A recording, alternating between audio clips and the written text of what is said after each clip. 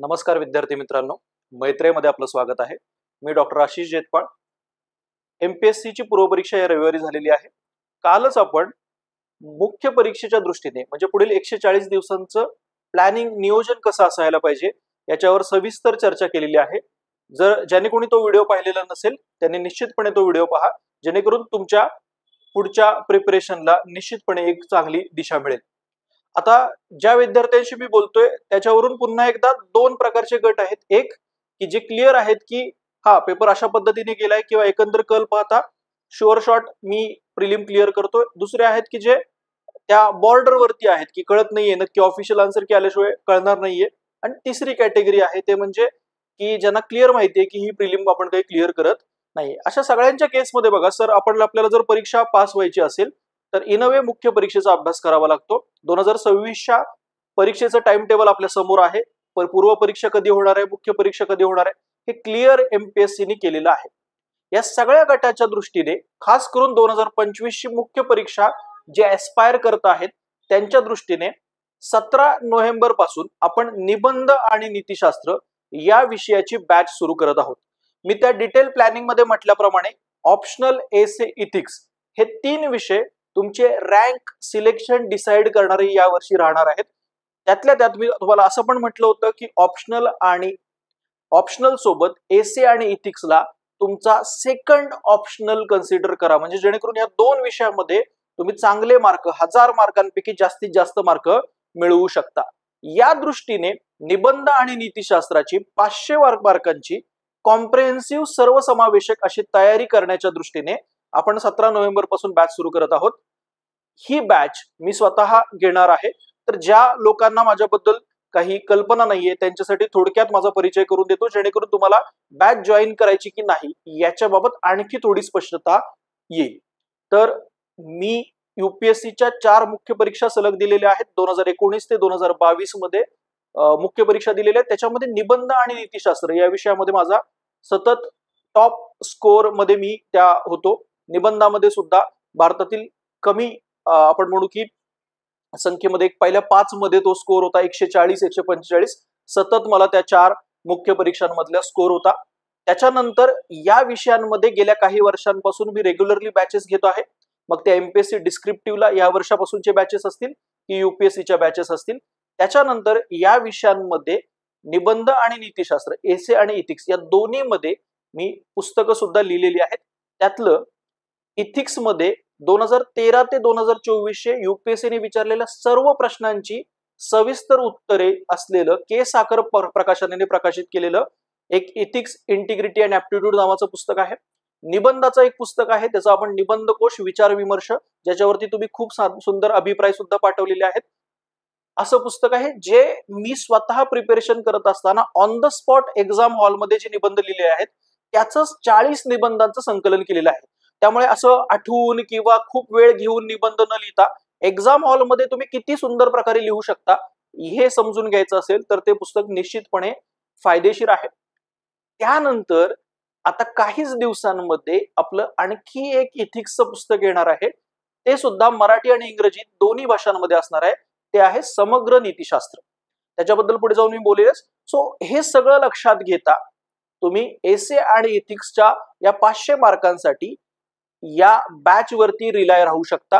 पुढे जाऊन मी बॅचच्या वैशिष्ट्यांमध्ये सांगणारच आहे, पण बॅचचं स्वरूप असे बघा, आपल्याकडे वेळ कमी आहे, आपल्याला कमी वेळात जास्त चांगल्या इफिशियंटली गोष्टी करायच्या, त्या दृष्टीने बॅच मध्येच संकल्पना समजून घेणं, बॅच मध्येच जे जे महत्वाचं आहे ते शिकणं, दुसरं ते लिहिता कसं येईल याच्याविषयीचा विचार करणं आणि लिहून सुद्धा बघणं, आणि त्याच्यानंतर बॅच मध्येच महत्वाच्या गोष्टी पाठ सुद्धा करून घेणं, या सगळ्या गोष्टींचा समावेश असेल। अशा पद्धतीने शिकवण आणि अशा पद्धतीने आपण ती बॅच कंडक्ट करणार आहोत। मराठी माध्यम आणि इंग्रजी माध्यमासाठी स्वतंत्र सेपरेट अशी ती बॅच असेल। सो त्यामुळे टर्मिनॉलॉजीचा, परिभाषेचा असा काही प्रश्न निर्माण होणार नाही, आणि तुम्हाला लँग्वेजचं जर काही बॅरियर असेल की मराठीमधून कसं लिहायला पाहिजे, इंग्रजीमधून कसं लिहायला पाहिजे, हा सुद्धा काही प्रश्न नसणार आहे। 17 नोव्हेंबरला ही बॅच सुरू होईल। इथिक्स ची बॅच जर तुम्हाला सेपरेटली जॉईन करायची असेल तसा सुद्धा ऑप्शन आहे। तुम्ही ऍपच्या आपल्या मैत्रियेच्या प्ले स्टोअर वरती गेलात तर तुम्हाला एसए ची सेपरेट बॅच, इथिक्सची सेपरेट बॅच आणि दोन्हीचं कॉम्बो अशा स्वरूपात बॅचेस मिळतील. जर समजा तुम्हाला असं वाटत असेल की दोनपैकी एक बॅच जॉईन करायचे तरी सुद्धा करू शकता, पण माझं सजेशन असेल की एसए इथिक्सचा एकत्र विचार तुम्ही करून त्या 500 गुणांचा विचार करून ती बॅच निश्चितपणे जॉईन करा. कॉम्बो फॉर्म मध्ये जास्त फायदेशीर राहील. आपण बेसिक टू ऍडव्हान्स अशा प्रकारे ती बॅच घेणार आहोत. त्यामुळे ज्यांना या विषयामध्ये याच्या आधी काही केलेलं नाहीये, म्हणजे आज सकाळपासून जे विद्यार्थी येत आहेत भेटायला येत आहेत त्यातले काही असे विद्यार्थी आहेत की आतापर्यंत त्यांनी कंबाईनचा अभ्यास केलेला आहे, कंबाईन मधून पोस्ट मिळवलेली आहे आणि आता या वर्षीची प्रिलिम दिली आहे, चान्सेस आहेत प्रिलिम क्लिअर करण्याचे. तर त्यांना पण मी सांगितलेलं की अत्यंत जर तुम्ही सुरुवात केलेली नसली, तुम्हाला या विषयामध्ये कोणत्याही प्रकारची कल्पना नसली तरी बेसिक पासून तुम्हाला समजवण्यावरती भर असेल. बेसिक टू ऍडव्हान्स हे असेल. मी जसं सांगितलं समजून घेणं, लिहिणं आणि पाठांतर सर्व क्लासमध्येच होईल. मी म्हटल्याप्रमाणे क्लासमध्ये लिहिण्यासोबतच दर रविवारी टेस्ट असेल. सोमवार ते शुक्रवार लेक्चर आणि रविवारी टेस्ट असं बॅचचं स्वरूप असेल. सो 5 दिवस लेक्चर्स आणि रविवारी टेस्ट. इथिक्सची जी बॅच आहे ती 17 नोव्हेंबर ते 14 डिसेंबर ही पहिल्या फेज मध्ये होईल. तर हा पहिला फेज का म्हणतोय मी, तर 17 नोव्हेंबर ते 14 डिसेंबर मध्ये आपण पूर्ण सिलेबस कंप्लीट करून घेणार आहोत इथिक्सचा.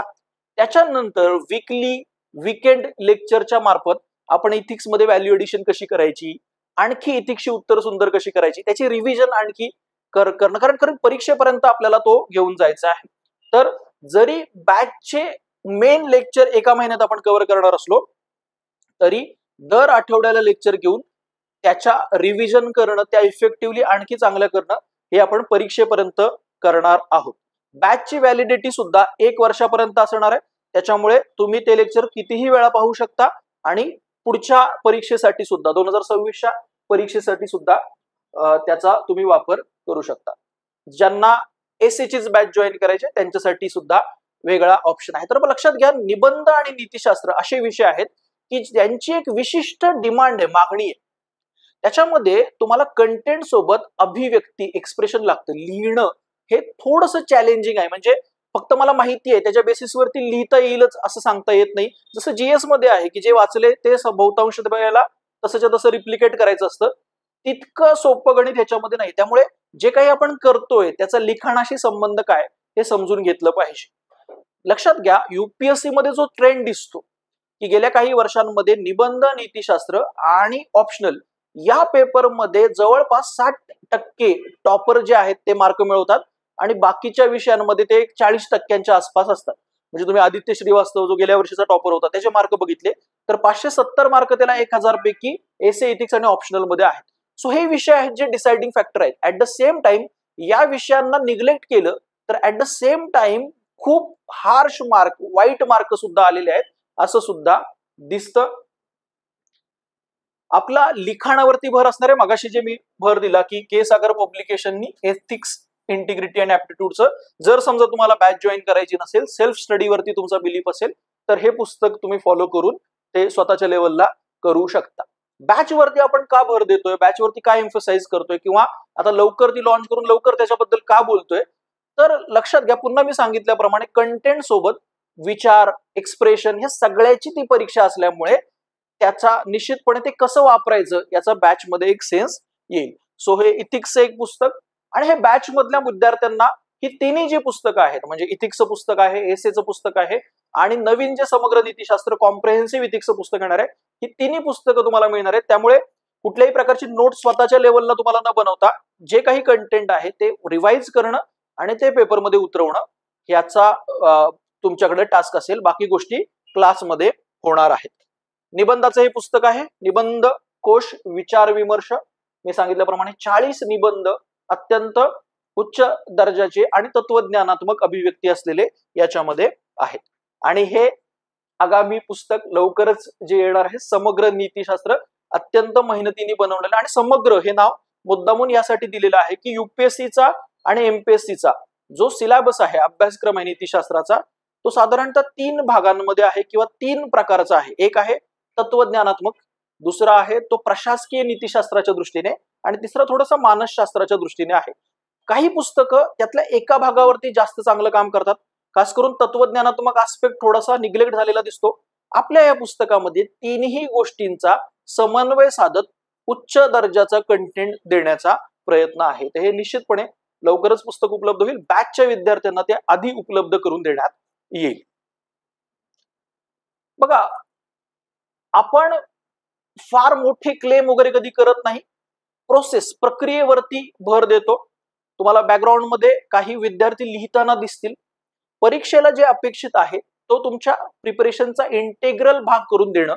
परीक्षेला जे अपेक्षित आहे ते सतत तुमच्याकडून करून घेऊन अपेक्षित त्या दर्जापर्यंत पोहोचणं हे आमचं काम आहे आणि ते तुमच्याकडून करून घेणं हा एक मोठा टास्क आहे जो आपण इथे करतो. म्हणजे हे आपल्या युपीएससी प्रिलिमच्या रिझल्ट मधून दिसायला लागलेलं आहे. एमपीएससी डिस्क्रिप्टिव्हचे विद्यार्थी जे आतापर्यंत फक्त ऑब्जेक्टिव्हची तयारी करत होते ते कशा पद्धतीने लिहितायत याच्यातून पण हे दिसून येते. म्हणजे युपीएससीचा मुख्य परीक्षेचा यावर्षीचा ज्यावेळेला पेपर झाला होता 22 ऑगस्टला निबंधाचा एसीचा, तो पेपर आपण एक्झाम हॉलच्या कंडिशन मध्ये विदाऊट मुलांना ते एसे माहित असताना, म्हणजे युपीएससीचा 9 ते 12 पेपर झाला, आपण 2 ते 5 क्लासमध्ये तो लिहून घेतला होता. तर असा हा टॉपिक आला होता, supreme art of war is to subdue the enemy without fighting. बिना लढे ही दुश्मन को परास्त करना युद्ध की सर्वोच्च कला आहे. अत्यंत अवघड टॉपिक होता. म्हणजे मी त्या दिवशीचं जे डिस्कशन घेतलेले त्यामध्ये पण म्हटलं होतं हा टॉपिक ऍड्रेस करायला अवघड आहे. पण आतापर्यंत एमपीएससीची ऑब्जेक्टिव्हचीच तयारी करणाऱ्या एका विद्यार्थिनीने या निबंधाची काय सुंदर सुरुवात केली आहे बघा. शायर अकबर इलाहाबादी आपल्या रचनेत म्हणतात, जंग तो खुद एक मसला है, जंग क्या मसलों का हल देगी, आज भाग और लाश बखेगी, कल भूख और प्यास देगी, इसलिए शरीफ लोगों जंग टलती रहे तो अच्छा है और आप और हम दोनों के हार में शम्मा जलती रहे तो बेहतर है. काय सुंदर, अजून ऍब्सोल्युटली ब्रिलियंट स्टार्ट. आणि अशी अनेक उदाहरणं आहेत. हे का शक्य झालं की आतापर्यंत ऑब्जेक्टिव्हची तयारी करणाऱ्या विद्यार्थ्यांनी या दर्जाचं लिखाण केलेलं आहे. कारण रिगरसली तीच प्रक्रिया जी परीक्षेला अपेक्षित आहे ती करत राहणं. बेसिक पासून ऍडव्हान्स पर्यंत या 140 दिवसांमध्ये ही बॅच तुम्हाला निश्चितपणे साथ देईल.